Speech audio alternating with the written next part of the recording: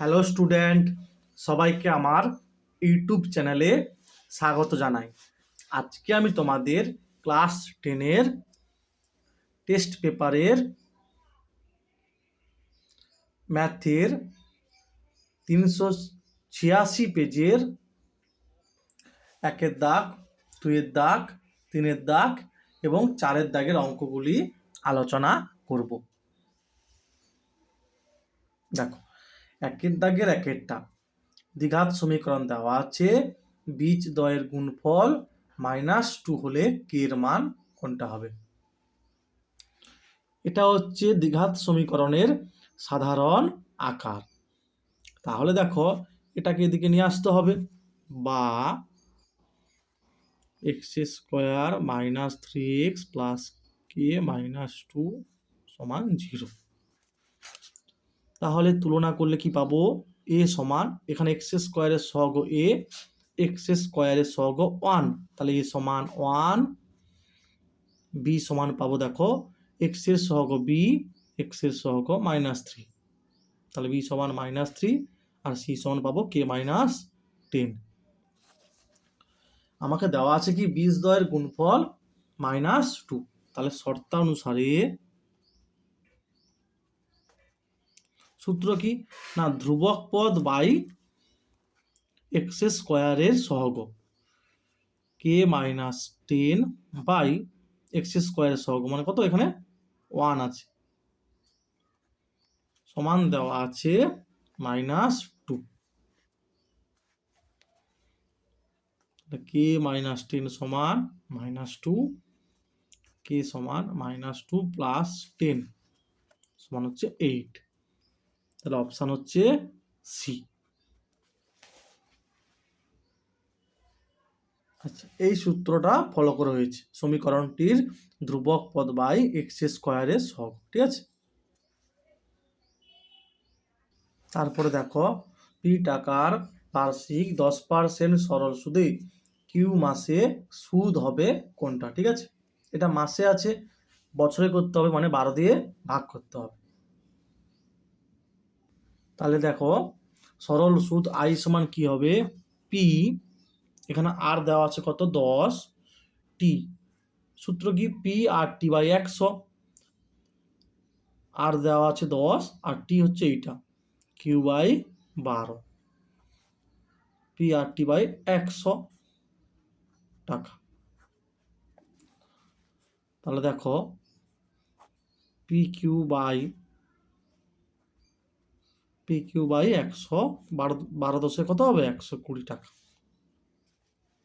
তাহলে অপশান হবে B, option হবে বি। তারপরে দেখো, এবিসিডি একটি বৃত্তস্থ সামান্তরিক হলে কোন বি এর মান হবে?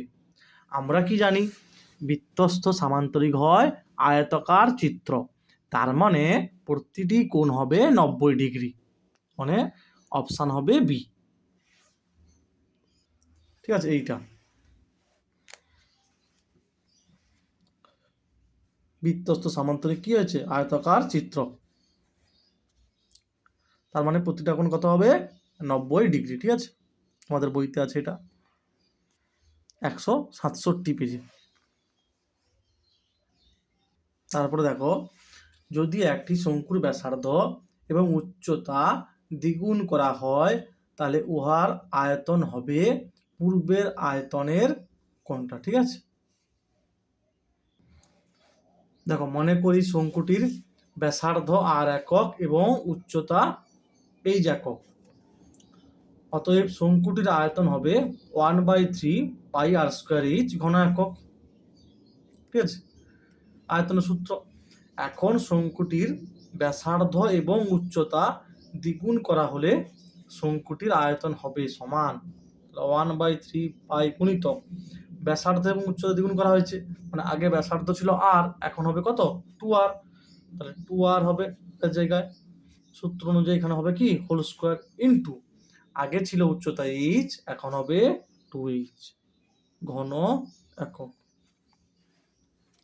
তাহলে কি হবে? 1/3 পাই, 2 2 4 আর 2 8, তাহলে হবে 8 গুণিতক 1/3 পাই আর স্কোয়ার এইচ, 8 গুণিতক 1/3 পাই আর স্কোয়ার এইচ।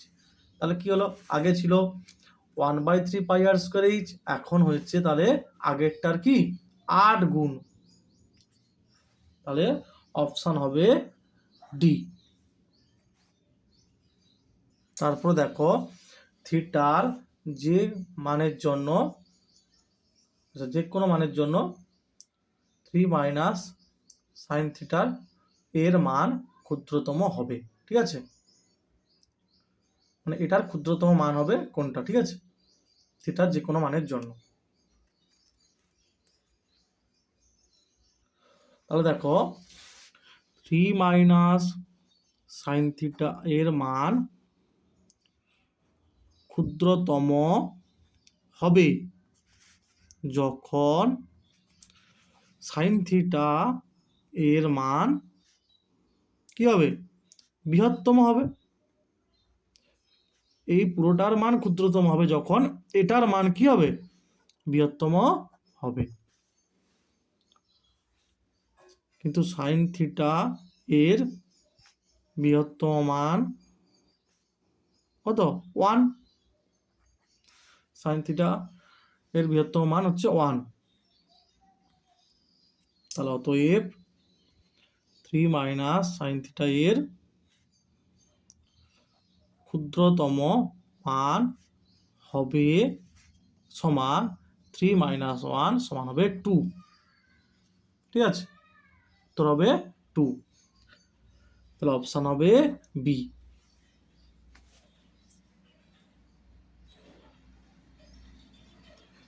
পুরোটার মান ক্ষুদ্রতম হবে যখন সাইন থিটার মান বৃহত্তম হবে। এবার সাইন থিটার বৃহত্তম মান কত হয়, 1 হয়, তাই এর মান হবে, ক্ষুদ্রতম মান হবে কত, 2, অপশান বি। তারপরে দেখো তথ্যটা দেওয়া আছে, বলে দেওয়া আছে সংখ্যাগুরু মান 12 হলে x প্লাস 2 এর মান হবে কোনটা। আচ্ছা, সংখ্যাগুরু মান আগে দেখো, সব সংখ্যাগুরু মান 12 মানে কি, এখানে বলে দেওয়া আছে সংখ্যাগুরু মান 12 মানে এখানে সবচেয়ে বেশি বার 12কে থাকতে হবে, সবচেয়ে বেশি বার 12কে থাকতে হবে। দেখো খেয়াল করো 15 আছে 2 বার, 16 আছে 2 বার, ঠিক আছে, বাকি 12 আছে 2 বার, 10 আর 18 একবার করে আছে। তাহলে 15, 12, 16 প্রত্যেকে 2 বার করে আছে। তার মানে এক্স এর মান যেহেতু এখানে বলে দেওয়া আছে সংখ্যাগুরু মান 12, তাহলে অবশ্যই এক্স এর মান 12 হবে। তখন 12 হচ্ছে 3 বার থাকবে, মানে এখানে বলে দেওয়া আছে সংখ্যাগুরু মান 12, আর এখানে দেখছো কি 15, 16 আর হচ্ছে 12 প্রত্যেকে 2 বার করে আছে। তাহলে যেহেতু সংখ্যাগুরু মান 12, তাই অবশ্যই এক্স এর মান হবে 12। তাহলে এক্স প্লাস 2 কত হবে না, 12 প্লাস 2 14 হবে, ঠিক আছে, অপশান হবে সি। আচ্ছা, যদি 2 দাগের 1 যদি 4টা সংখ্যা সমানুপাতে থাকে তাহলে y সমান কত। দেখো যেহেতু x, 3x, 3 এবং y সমানুপাতে আছে, অতএব x = 3x সমানুপাত 3:y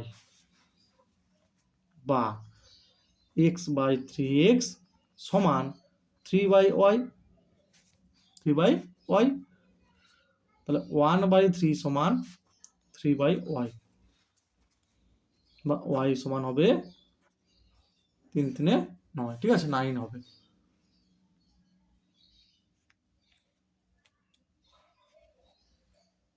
তারপরে দেখো পি টাকার 6 মাস অন্তর দেয় বার্ষিক 2% চক্রবৃদ্ধি হার সুদে n বছরে সমূল চক্রবৃদ্ধি এত টাকা।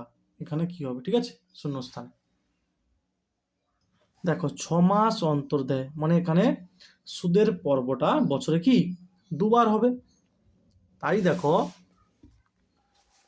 2r/2 লিখেছি, মানে 2rটা দেওয়া আছে বার্ষিক চক্রবৃদ্ধি সুদের হার, এটা বাই 2, আবার এখানে কি n বছরে, সুদের পর্ব 2, তাই 2n, তাহলে 2 2 কাটবে, P whole into 1+r/100 whole to the power 2n, তাহলে শূন্যস্থানে হবে 100। দেখো বইতে তোমাদের এইভাবে টাইপ একটা দেওয়া আছে, ঠিক আছে, বইতে r% দেওয়া আছে চক্রবৃদ্ধি হার সুদে, আর পর্ষদের বইতে 2r% দেওয়া আছে, একই টাইপ, ঠিক আছে না, এইটা 104 পৃষ্ঠাতে আছে। তারপর দেখো একটা নিরেট অর্ধগোলকের ব্যাসার্ধের দৈর্ঘ্য r একক হলে তার সমগ্র তলের ক্ষেত্রফল সমান কত হবে, ঠিক আছে।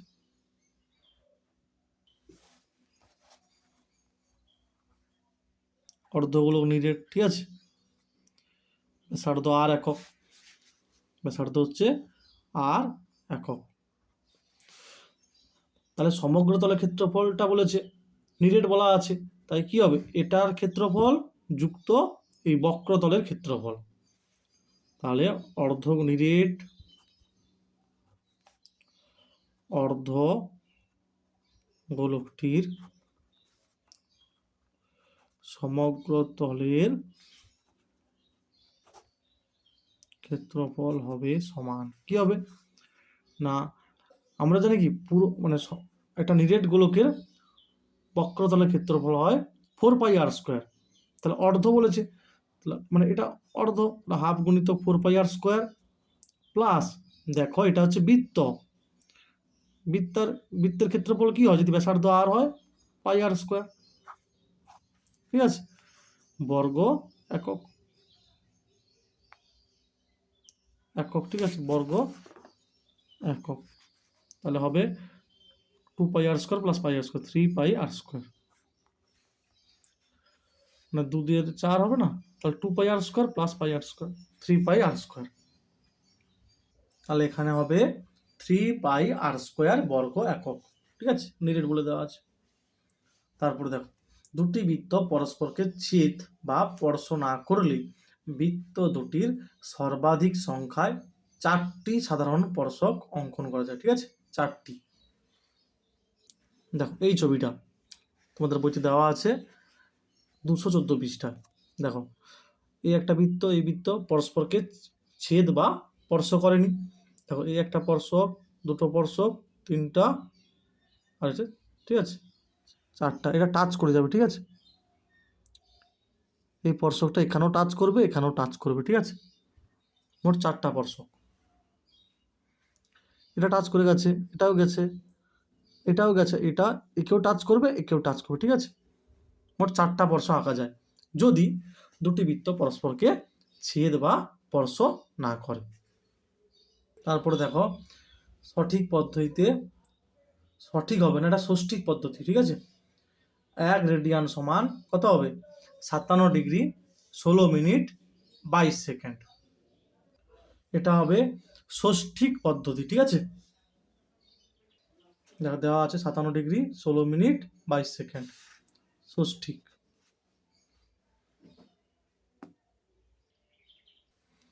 আচ্ছা, যৌগিক গড় মধ্যমা সংখ্যাগুরু মান হলো কেন্দ্রীয় প্রবণতার মাপক, ঠিক আছে, কেন্দ্রীয় প্রবণতার মাপক।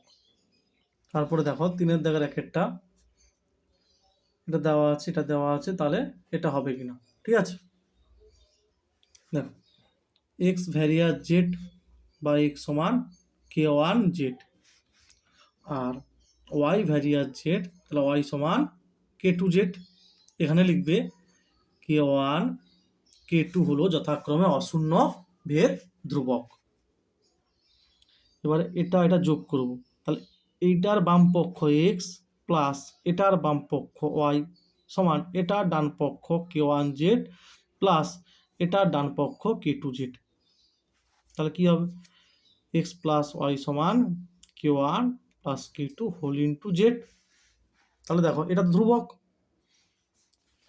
k1 ধ্রুবক, k2 ধ্রুবক, তাহলে তাদের সমষ্টিও কি হবে ধ্রুবক হবে, তাহলে অতএব x plus y various z, ঠিক আছে, x প্লাস ওয়াইটা জেডের সঙ্গে সরল ভেদে আছে, তাহলে কি হবে সত্য, প্রথমটা হবে সত্য। তারপরে দেখো দুটি চতুর্ভুজের অনুরূপ কোণগুলি সমান হলে চতুর্ভুজটি সদিশ হবে, চতুর্ভুজ দুটি সদিশ হবে। এটা কি হবে? মিথ্যা হবে। কেন না? অনুরূপ কোণ সমান হতে হবে এবং অনুরূপ বাহুগুলি সমানুপাতি হতে হবে। ঠিক আছে, কোণ সমান হতে হবে অনুরূপ, এবং অনুরূপ বাহুগুলিকে সমানুপাতি হতে হবে। তাহলে এটা কি হবে? মিথ্যা। তারপরে দেখো, একটি লম্ববৃত্তাকার শঙ্কুর উচ্চতা, ব্যাসার্ধ এবং তির্যক উচ্চতা সর্বদা একটি সমকোণী ত্রিভুজের বাহুত্রয়। উচ্চতা, ব্যাসার্ধ আর কি তির্যক উচ্চতা, হ্যাঁ এটা সত্য হবে। দেখো একটা ছবি আঁকলে বোঝা যাবে।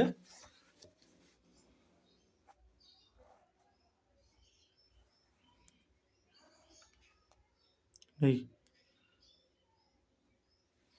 তাহলে সমকোণী ত্রিভুজের কি তিনটা বাহু হয়ে গেল এখানে, এটা ত্রিভুজ হয়ে গেল। হ্যাঁ, এটা উচ্চতা হলে এটা কি হবে? লম্ব, আর এটা হচ্ছে ভূমি। তাহলে এটা হবে সত্য। মনে রাখতে হবে 90 ডিগ্রি কোণের বিপরীত বাহু হবে অতিভুজ, বিপরীত বাহু হবে অতিভুজ। তাহলে এটা সত্য হবে। তারপরে এটা, ঠিক আছে, দেখো সমান sine 12 degree minus cos 90 degree minus 12 degree. তাহলে sine 12 degree minus cos 90 degree minus theta কি হয়? Sine theta. মানে মান হবে 0। মান হবে কি? 0। আর এখানে দেওয়া আছে 1, তাহলে এটা হবে মিথ্যা। এটা হবে মিথ্যা। তাহলে প্রথমটা সত্য, তারপরটা মিথ্যা, তারপরটা সত্য, তারপরটা মিথ্যা। আচ্ছা, একটি ব্যবসায় রাজু ও আসিফের মূলধনের অনুপাত 5:4। রাজু মোট লাভে 30 টাকা পেলে আসিফ পায় 100 টাকা। ঠিক আছে। আচ্ছা, রাজু এবং আসিফের যেটা মূলধনের অনুপাত, সেটাই তাদের কি লভ্যাংশের অনুপাত হবে। তাই দেখো লিখেছি, মনে করি আসিফ পাবে x টাকা, অতএব 5/4 সমান 80/x। ঠিক আছে, এখান থেকে ক্যালকুলেশন করলে x সমান হবে 64 টাকা। তাহলে অতএব আসিফ পাবে কি 64 টাকা, আর এখানে দেওয়া আছে 100 টাকা, তাহলে হবে মিথ্যা। এটা হবে মিথ্যা। এই তথ্যের মধ্যমা 18।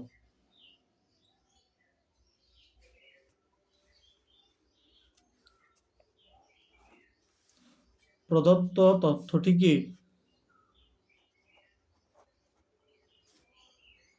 মানের ঊর্ধ্বক্রমে সাজিয়ে পাই 3, 5, 14, 18, 20। তাহলে n সমান কত হবে? n সমান হবে 1, 2, 3, 4, 5, 5। মানে অযুগ্ম সংখ্যা। যে সকল সংখ্যা 2 দ্বারা ভাগ যায় তারা যুগ্ম, আর যারা 2 দ্বারা ভাগ যায় না তারা হচ্ছে অযুগ্ম। তাহলে নির্ণেয় মধ্যমা কি হবে? n+1/2 তম পদ। 5+1/2, n এর মানটা 5 এখানে বসানো হয়েছে। ঠিক আছে, তাহলে 5 + 1 6/2 মানে তৃতীয় পদ। ঠিক আছে, 3 নম্বর পদ, তৃতীয় মানে 14, আর এখানে দেওয়া আছে কত? 18। তাহলে হবে মিথ্যা।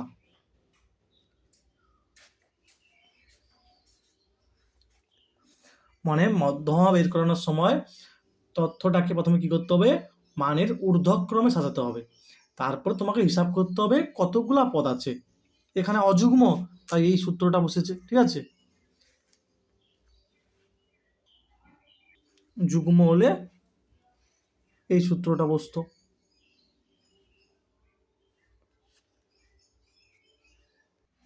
দেখো 4 দাগের একেরটা, বার্ষিক 5% চক্রবৃদ্ধি হার সুদে কিছু টাকার 2 বছরের চক্রবৃদ্ধি সুদ, ঠিক আছে, চক্রবৃদ্ধি সুদ 615 টাকা হলে আসল নির্ণয় করো। ঠিক আছে, 615 টাকা হবে না। ঠিক আছে, আসল নির্ণয় করো। মনে করি আসল x টাকা, অতএব বার্ষিক 5% চক্রবৃদ্ধি হার সুদে x টাকার 2 বছরের চক্রবৃদ্ধি সুদ হবে। ঠিক আছে, আচ্ছা এটা কেমন হলো দেখো, চক্রবৃদ্ধি সুদ হবে মানে কি, সমূল চক্রবৃদ্ধি মাইনাস কি আসল, সমূল চক্রবৃদ্ধি থেকে আসল বিয়োগ করলে চক্রবৃদ্ধি সুদ পাওয়া যায়। তাহলে কি হবে, এক্স হোল ইন্টু 1+5/100, এনটা এখানে 2 দেওয়া আছে, মাইনাস আসলটা হচ্ছে এক্স। ঠিক আছে, এরপরে দেখো এক্স কমন নাও, এইটা আসবে, তারপর কাটাকাটি করেছি 5×20 = 100, 20 × 20, 1 যোগ করলে 21/20, তার হোল স্কোয়ার। 21-এর হোল স্কোয়ার কত হয় 441, আর 20-র বর্গ হয় 400, মানে 20-কে 20 দিয়ে গুণ করলে হয় 400। শর্তানুসারে এটা সমান কি দেওয়া আছে 615। তাহলে অতএব নির্ণেয় আসলের পরিমাণ 6000 টাকা।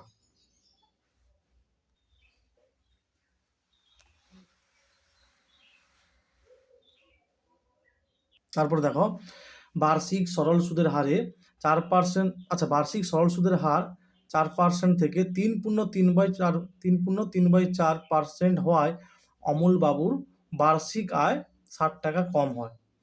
তাহলে অমল বাবুর মূলধনটা তোমাকে নির্ণয় করতে হবে। মনে করি অমল বাবুর মূলধনের পরিমাণ x টাকা, অমল বাবুর মূলধনের পরিমাণ x টাকা। আচ্ছা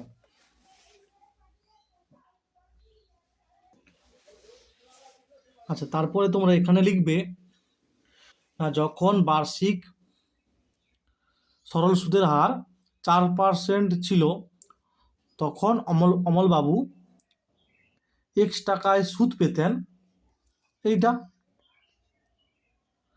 তারপরে লিখবে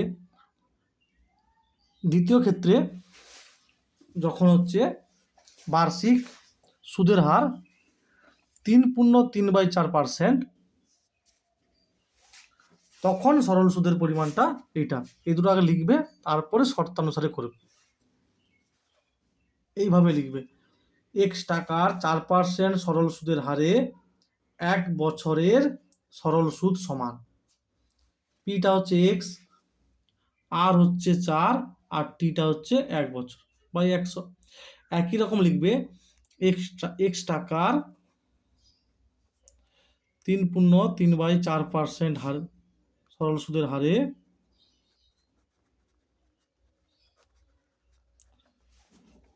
1 বছরের সরল সুদ কি হবে, পিটা হচ্ছে x, এটা হচ্ছে 4, 4×3 = 12, 15/4 গুণিতক টিটা হচ্ছে 1/100। ঠিক আছে, এরপরে এইটা মাইনাস এইটা সমান 60 করবে শর্তানুসারে টাকা। ঠিক আছে, এরপরে এটা করবে শর্তানুসারে, তারপরে ক্যালকুলেশন করবে x সমান এটা বেরোবে 24,000 টাকা, 24,000 টাকা। অতএব অমল বাবুর মূলধনের পরিমাণ 24,000 টাকা।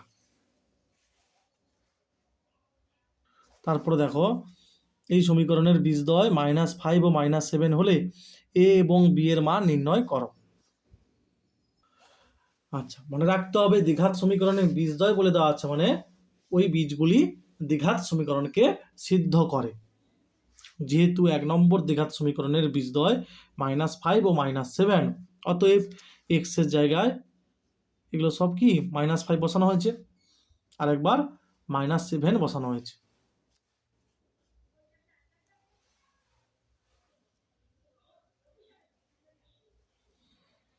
তারপর 2 নম্বর থেকে 3 নম্বর বিয়োগ করা হয়েছে।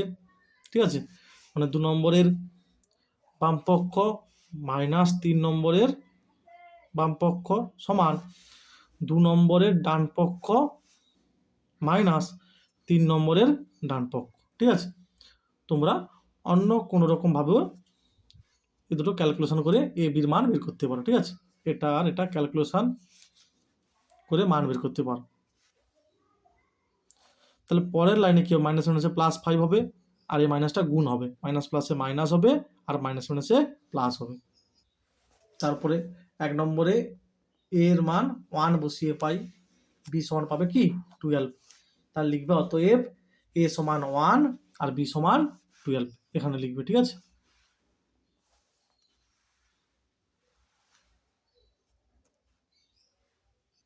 তারপর দেখো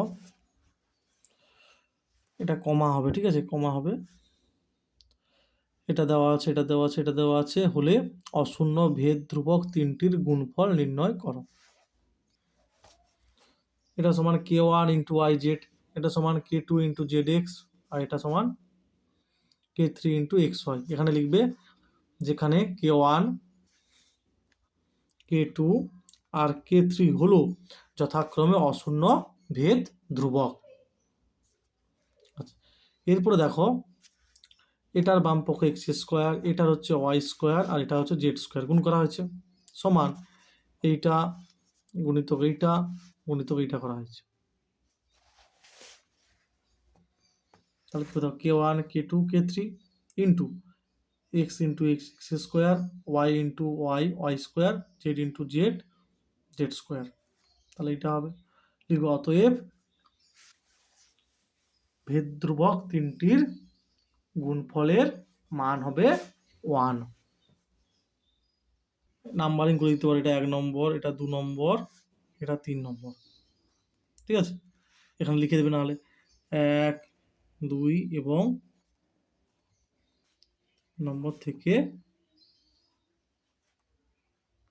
পাই লিখে দিতে পারো, ঠিক আছে?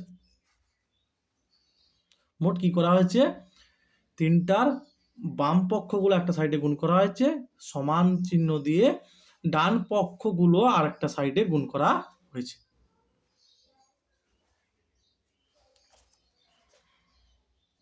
তারপরে দেখো বৃত্তের কেন্দ্র ও এওসি ব্যাস, বিটা বৃত্তের উপর যে কোনো একটা বিন্দু এটা দেওয়া আছে, এটি বৃত্তের এ বিন্দুতে স্পর্শক, যেখানে বি ও টি বিন্দু এসি ব্যাসের একই পার্শ্বে হবে, বিপরীত পার্শ্বে না, ঠিক আছে? একই পার্শ্বে হবে, এটা বের করতে হবে। তাহলে ভিটা বৃত্ত একটা আঁকতে হবে, ঠিক আছে? ওটা বৃত্তের কেন্দ্র, এওসি বৃত্তের ব্যাস, বি বৃত্তের উপর যে কোনো একটা বিন্দু। আচ্ছা, তাহলে এটা যুক্ত করে দাও।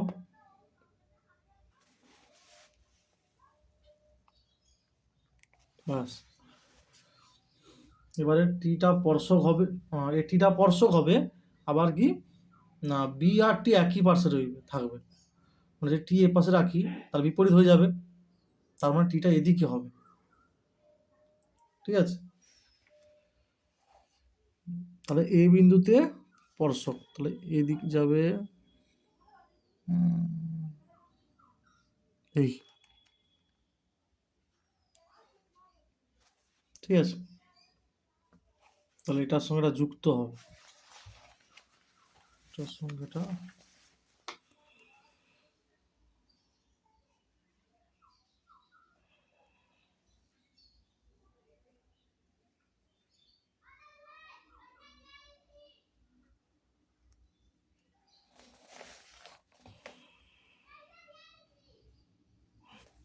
আচ্ছা, এবার দেখো কি দেওয়া আছে, ঠিক? তাহলে দেখো বি আর টি হচ্ছে এওসি ব্যাসের একই পার্শ্বে, ঠিক আছে? এবার কি দেওয়া আছে, দেওয়া আছে যে এসিবি 50, এটা 50, এসিবি হচ্ছে 50 ডিগ্রি, কোণ এসিবি 50 ডিগ্রি দেওয়া আছে।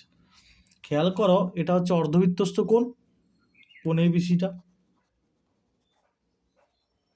ঠিক আছে? 90 ডিগ্রি, তাহলে এটা 90, এটা অর্ধবৃত্তস্থ কোণ সমকোণ, এটা 90, এটা 50, তাহলে এটা পেয়ে যাবো। তাহলে কোণ বিএসিটা হচ্ছে 180 মাইনাস 90 ডিগ্রি প্লাস 50, 140 বিয়োগ হবে, ঠিক আছে না, 40 ডিগ্রি হবে। আবার আমরা কি জানি, স্পর্শবিন্দুগামী ব্যাসার্ধ আর স্পর্শক পরস্পর লম্ব হয়, এটা 90 ডিগ্রি হবে। মানে কোন সি এটিটা হচ্ছে 90 ডিগ্রি, কোন সি এটি হচ্ছে 90 ডিগ্রি। কোন সি এ বি পেয়েছি কত, 40, তাহলে এটা লিখতে পারি প্লাস, সরি বা সি এ বি প্লাস, মানে যে সি এ বি প্লাস কোন বি এ টি,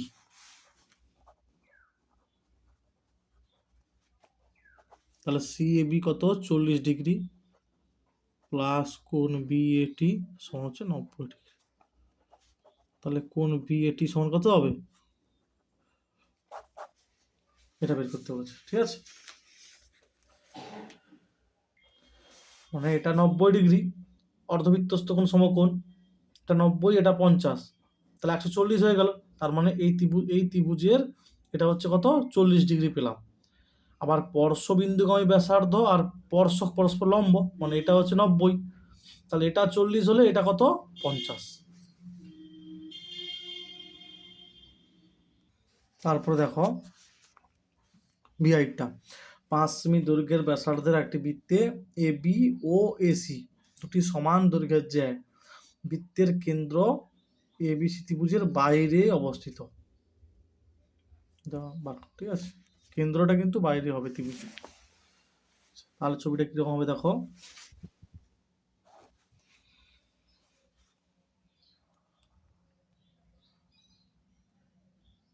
এই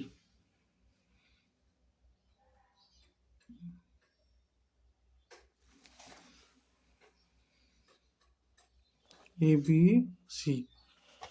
আচ্ছা ছবিটা একটু মানে এটা একটু এদিকে উঠতো আর কি, এদিকে উঠলে এটা ভালো হতো, ঠিক আছে। যাই হোক ঠিক আছে, এবি সমান এসি বলে দেওয়া আছে, মানে এটাও 6 সেমি, এটাও 6 সেমি, 6 সেমি, আর এটাও 6 সেমি, ঠিক আছে, এবি সমান এসি। আর কি বলে দেওয়া ছিল, কেন্দ্রটা ত্রিভুজের বাইরে হবে, ধরো এই জায়গাটায় কেন্দ্র হবে, ঠিক আছে। তাহলে এটা ব্যাসার্ধ হবে, আবার এটাও বৃত্তের ব্যাসার্ধ হবে। আচ্ছা কেন্দ্র নাম দেওয়া আছে নাকি, কেন্দ্রের নাম দেওয়া নেই, 5 সেমি, কেন্দ্র ধরলাম ও, এটা ও বিন্দু, ঠিক আছে, এটা হচ্ছে তাহলে ডি বিন্দু, ডি। আচ্ছা ও বি দেওয়া আছে কত, 5 সেমি, আর ও এও 5 সেমি, ঠিক আছে, ও বি সমান ও এ, এগুলো কি বৃত্তের ব্যাসার্ধ, সমান হচ্ছে 5 সেমি। এ বি সমান এসি কত, 6 সেমি, ঠিক আছে। আচ্ছা সেমি, তারপরে দেখো, তাহলে এটা ধরে নেবো, ঠিক আছে, মনে করি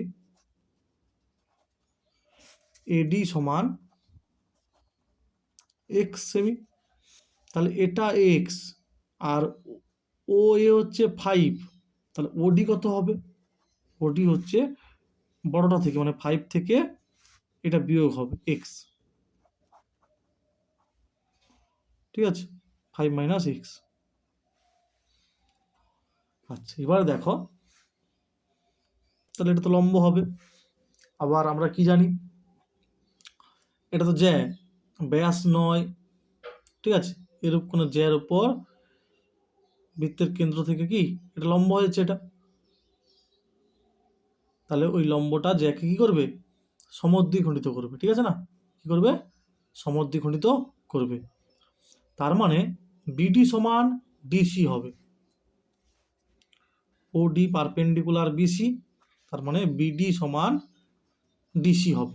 উপপাদ্য আছে না, ব্যাস নয় এরূপ কোনো জ্যার উপর বৃত্তের কেন্দ্র থেকে লম্ব টানলে ওই লম্ব জ্যাকে সমদ্বিখণ্ডিত করে, তাই বিডি সমান ডিসি হবে। এবারে দেখো, আমি এই সাইডে করছি, তোমরা পিছন পরে করবে, নিচে করবে, ঠিক আছে, এর পরে করবে। আমি এই সাইডে করে দিচ্ছি, দেখো। আচ্ছা, খেয়াল করো। আচ্ছা, এটা 90°, তার মানে এটাও 90 হয়েছে। আচ্ছা, মনে রাখতে হবে 90° কোণের বিপরীত বাহু হচ্ছে কি অতিভুজ। তাহলে এই ত্রিভুজ থেকে একটা সম্পর্ক পাবো, তাহলে এটা অতিভুজ হবে। তাহলে লিখতে পারি এখানে ত্রিভুজ এ বিডি থেকে এ বি স্কোয়ার সমান বিডি স্কোয়ার প্লাস এডি স্কোয়ার, বিডি স্কোয়ার প্লাস এডি স্কোয়ার, বা বিডি স্কোয়ার সমান কী হবে এবি স্কোয়ার মানে 6 স্কোয়ার মানে 36 মাইনাস এটা এদিকে যাবে, মানে এবি স্কোয়ার, এবির মানটা কত 6, তার হোল স্কোয়ার 36, আর এডি স্কোয়ারটা এদিকে যাবে। এডি কত আমার এডি হচ্ছে, আমি এক্স ধরেছি, তাহলে হচ্ছে এক্স স্কোয়ার। আচ্ছা, আবার দেখো এই ত্রিভুজের ক্ষেত্রে ত্রিভুজ ও ডিবি এর ক্ষেত্রে ত্রিভুজ ও ডিবি বলতে পারো, ত্রিভুজ ও বিডি বলতে পারো, ত্রিভুজ ও ডিবি বলতে পারো, কোনো সমস্যা নেই, ঠিক আছে। কিন্তু কোণের ক্ষেত্রে যেই কোণটা বোঝাবে তাকে বলতে হবে, ঠিক আছে। আচ্ছা, এক্ষেত্রে দেখো এটা তো লম্ব মানে 90°, তাহলে এটা অতিভুজ। মনে রাখতে হবে সমকোণী ত্রিভুজের ক্ষেত্রে 90° কোণের বিপরীত বাহু হচ্ছে অতিভুজ। তাহলে 90°, মানে এটা লম্ব 90°, এটা হচ্ছে কি অতিভুজ। তাহলে কি পাবো, ও বি স্কোয়ার সমান বিডি স্কোয়ার প্লাস ওডি স্কোয়ার, বা বিডি স্কোয়ার সমান কি হবে ও বি স্কোয়ার, ও বি কত 5, তার হোল স্কোয়ার কত হবে 25, মানে এটা পড়ে আছে, এটা এদিকে যাচ্ছে, ঠিক আছে। ওডি কত, ওডি হচ্ছে এই যে 5 মাইনাস এক্স, তাহলে তার হোল স্কোয়ার মানে 5 মাইনাস এক্স এর হোল স্কোয়ার, ঠিক আছে। এরপরে দেখো এটাও বিডি স্কোয়ার সমান বেরিয়েছে, এটাও বেরিয়েছে, তাহলে এই দুটোকে সমান করে দাও, করে দিলে এক্স এর মান পেয়ে যাবে।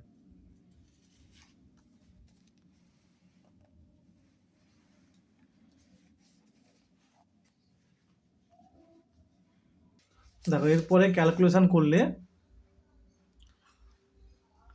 এক্স এর মান পাবে 3.6,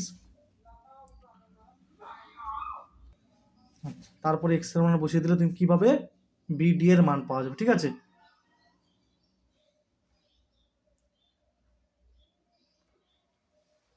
এখান থেকে বিডি পাওয়া যাবে কত 4.8, তাহলে বিসি কত হবে 2 গুণিতক বিডি মানে 9.6।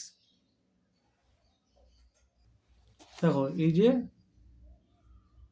লম্বটা বা এই যে ব্যাসার্ধটা, এটা কি এই জ্যাটাকে কি সমান 2 ভাগে ভাগ করেছে না, আমরা কি জানি যে ব্যাস নয় এরূপ কোন জ্যার উপর বৃত্তের কেন্দ্র থেকে লম্ব টানলে ওই লম্ব জ্যাকে সমদ্বিখণ্ডিত করে। তাহলে বিডি সমান তো ডিসি, তাহলে বিডি পেয়েছি 4.8, তাহলে বিসি কি করে পাবো না বিডি কে 2 দিয়ে গুণ করতে হবে, ঠিক আছে, ওই জন্য 9.6।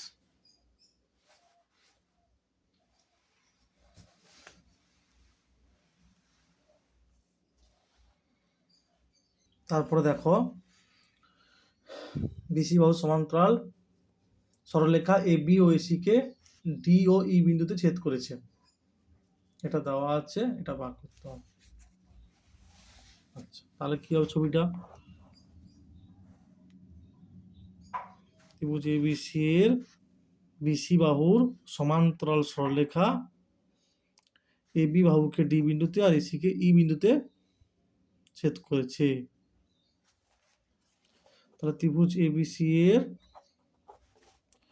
ডি সমান্তরাল বি সেটা বলে দেওয়া আছে, তাহলে কি লিখবে থ্যালেসের উপপাদ্য থেকে পাই, উপপাদ্য থেকে পাই। আচ্ছা, আর কি দেওয়া আছে এডি ইজ টু ডিবি মানে এডি বাই ডিবি দেওয়া আছে 5/4 দেওয়া আছে, ঠিক আছে।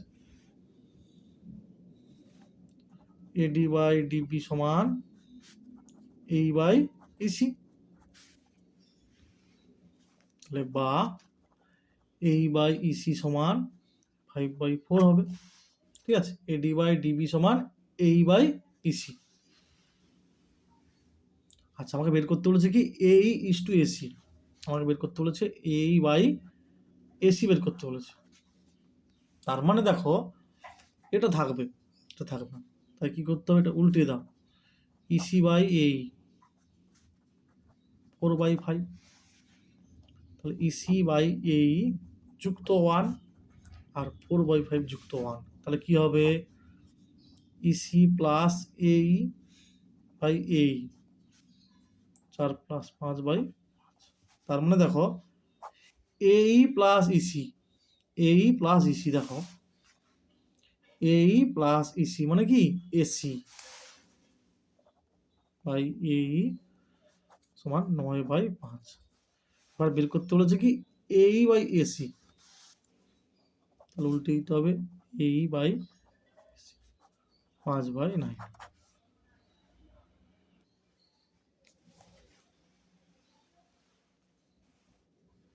তারপরে দেখো একই দৈর্ঘ্যের ব্যাসার্ধের একটি চোঙ ও একটি গোলকের ঘনফল সমান হলে চোঙের ব্যাসের দৈর্ঘ্য ও উচ্চতার অনুপাত নির্ণয় করো। চোঙের ব্যাস বলেছে, ঠিক আছে। মনে করি গোলক এবং চোঙের ব্যাসার্ধের দৈর্ঘ্য আর একক। আচ্ছা, তাহলে চোঙের উচ্চতা কি হবে, এই যে একক হবে। আচ্ছা, ব্যাসার্ধ আর একক এবং উচ্চতা ধরেছি কার, চোঙের উচ্চতা এই যে একক।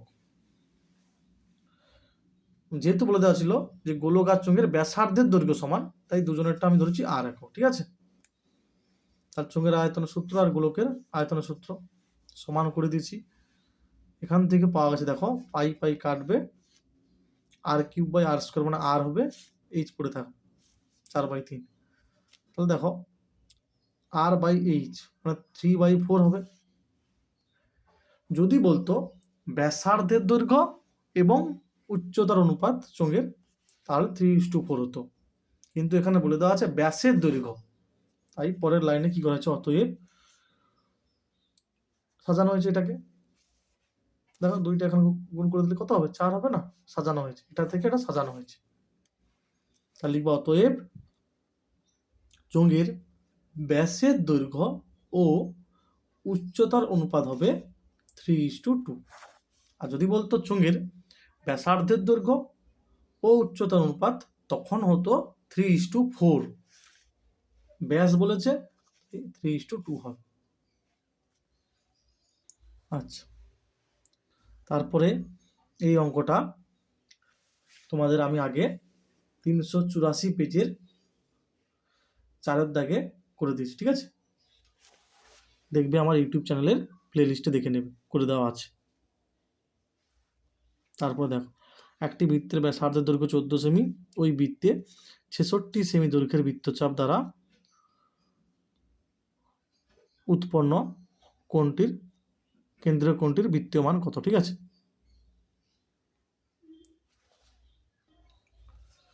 এস সমান আর সমান দেওয়া আছে, এস দেওয়া আছে, ঠিক আছে, ঠিক আছে। দেখবে মনে করি উৎপন্ন কেন্দ্রীয় কোণটির মান থিটা রেডিয়ান, কি লিখবে, থিটা রেডিয়ান। তাহলে অতএব এস সমান আর থিটা, এখান থেকে থিটা পাওয়া গেছে, ঠিক আছে, 3π/2, যেখানে 22/7 হচ্ছে পাইয়ের আসন্ন মান।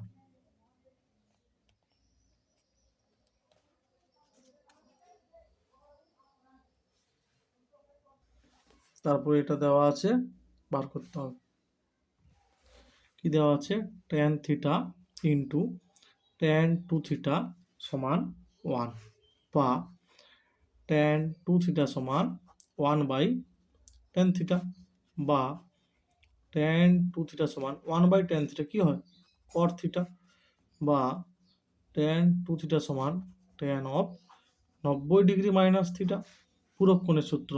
অতএব 2 থিটা সমান 90 ডিগ্রি মাইনাস থিটা, বা 3 থিটা সমান 90 ডিগ্রি, বা থিটা সমান কি হবে 30 ডিগ্রি। তাহলে অতএব cos 2 থিটা মানে cos 2 গুণিতক 30 কত হবে 60 ডিগ্রি হবে, কস 60 ডিগ্রি, ঠিক আছে, কস 60 ডিগ্রি মান কত হবে, হাফ হবে।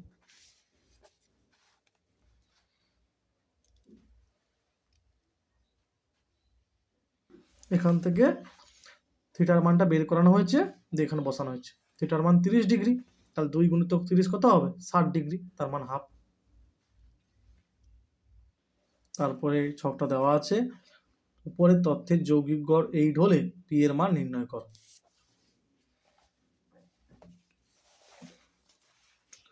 শর্ত অনুসারে কি এটা দেওয়া আছে, তার মানে xi fi মানে কি 3 গুণিতক 6 যুক্ত 5 গুণিতক 8 যুক্ত 8 গুণিতক 5 যুক্ত 9 গুণিতক p যুক্ত 11 গুণিতক 8 যুক্ত 13 গুণিতক 4 by summation of A phi মানে পরিসংখ্যাগুলির সমষ্টি, মানে এগুলার যোগফল, ঠিক আছে।